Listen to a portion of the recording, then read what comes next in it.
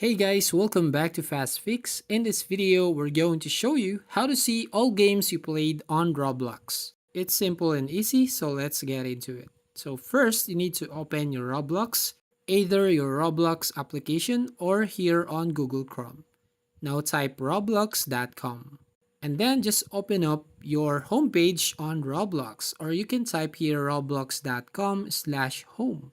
And same method here on your Roblox application. So you just need to go here on Continue tab and just click on this See All button. Now once you click on this one, you will go to the next page.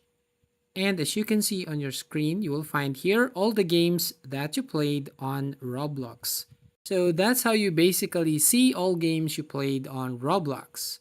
So if you find this video helpful, please consider to like and subscribe to this channel, and don't forget to hit the notification bell to notify you on the next video.